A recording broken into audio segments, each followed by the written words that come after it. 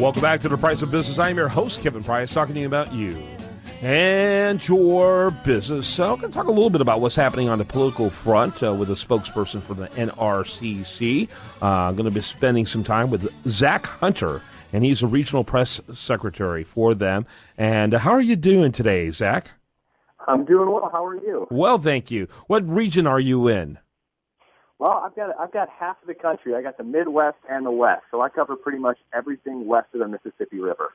Very good, and I would much prefer to cover that than the other part anyway. So that's certainly the best part you've got, in my humble opinion.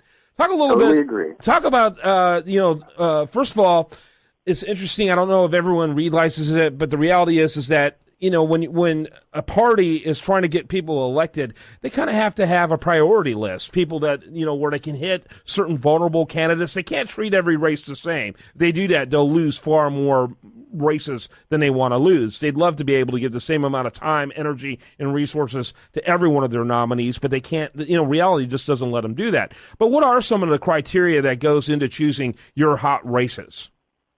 Well, that's absolutely right. It's sort of like a business. You have to have priorities and manage your resources effectively. So for us, we look at first and foremost sort of how the district has voted in the past.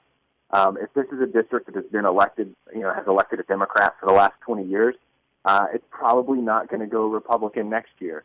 There's actually a score called the PVI, the Partisan Voter Index score, which gives you sort of an idea of how Democrat or Republican a district goes based on how it goes in presidential years. So that is sort of the ground level look, the PVI score at least, where we start. And then we look at the candidates that are running. Is it a good candidate? Can they raise money? Do they have name ID in the district? And go down a list of all these different criteria. And, there are some tough decisions that have to be made, but, we have limited resources, and we put them where we think we can win. Kind of give us an idea. So, obviously, you just named a couple of those. Obviously, the history of the district. Obviously, I would think some things like their resources they're able to bring. Either they already hold an office, therefore they know some of the dynamics. I'm sure there's certain things that have to go into that decision making. Yeah, absolutely. One factor that I think everyone sort of assumes is very important is fundraising. Most people don't like to fundraise. It's not fun for the members. No one likes it, but it really is sort of a good measure of early strength, especially right now. For House races, it's still pretty far away from Election Day. So, when we're looking at all these candidates across the board, if they're able to marshal up some resources, well before a lot of folks are interested in the actual election, that seems to indicate to us that this person has a good base in the district. They have the connections where they need to, and they're going to be a formidable candidate down the road. So let's talk about some of the races that you're watching, the ones that you consider hot, not only in your region, but I'm sure you're familiar with the ones nationwide. Kind of give us a rundown of the 5 hottest races. Well, sure. You've got one in your backyard in Texas. The 23rd district was a nail-bagger last cycle, and we expect it to be competitive again this year.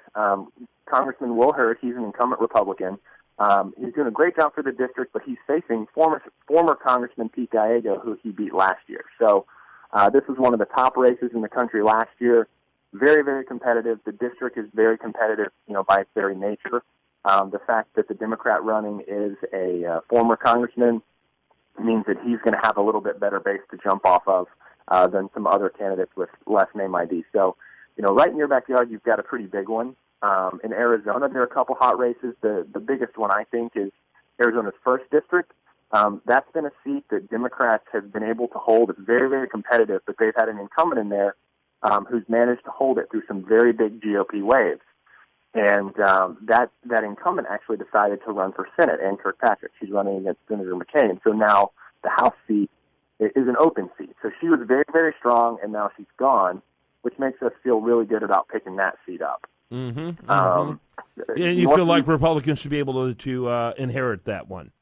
Yeah, it's going to be a crowded primary on both sides. There are going to be a lot of people running. But when you look at the math, the fact that the Democrat incumbent is gone, we feel that there's a much better chance of us picking it up when you just look at the math on the ground. Yeah, that makes perfect sense. What else you got for us? And then up in Nebraska, there's only one of two Democrats to knock off a GOP incumbent last year. Remember, 2014 was a big GOP wave. Really, the pattern was Republicans beating Democrats, but there were two Democrats in House races that beat GOP incumbents. One of those guys, Brad Ashford, is in Nebraska's 2nd District. He's gotten off to a really bad start, frankly. A lot of his staff has departed. He's not raising very much money. He doesn't have a very good relationship with national Democrats because he's not doing the things they think he needs to do to get reelected. Basically, political handicappers think that's one of the most likely seats to flip in the country. So GOP feels pretty good about picking that one up too. Do you think the GOP is going to get a net increase in 2016? Well, we do have a historic majority. It would be pretty bold of us to say we're going to pick up seats, saying that we already have the biggest majority since 1928. Yeah. There is a chance. I'm not taking that off the table. Most political handicappers think that Democrats have almost no chance of winning the House back. When you look and go race by race, it's going to be almost impossible for them to get those numbers. Depending on the coattails of the presidential year, we could actually pick up some seats because these districts, because the way redistricting works, we may have the opportunity to net positive.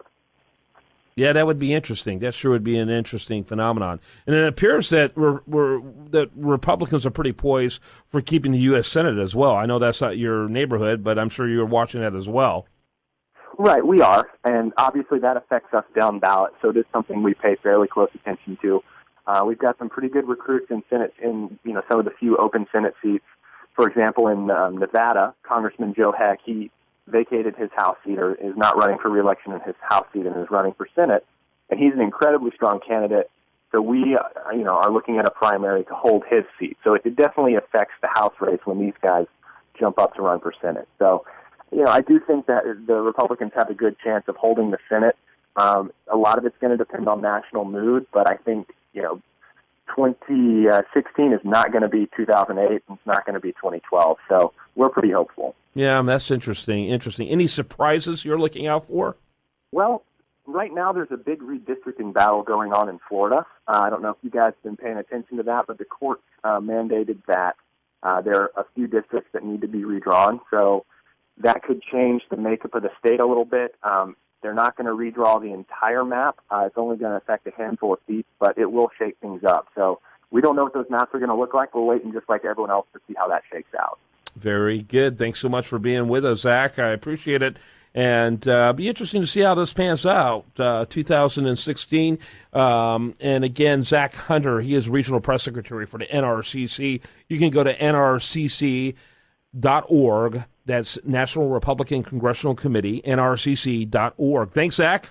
Thanks. Have a good day. You bet. When we come back, much more for you. I do want to remind you, best content here shows up over there at usdailyreview.com. And this is The Price of Business.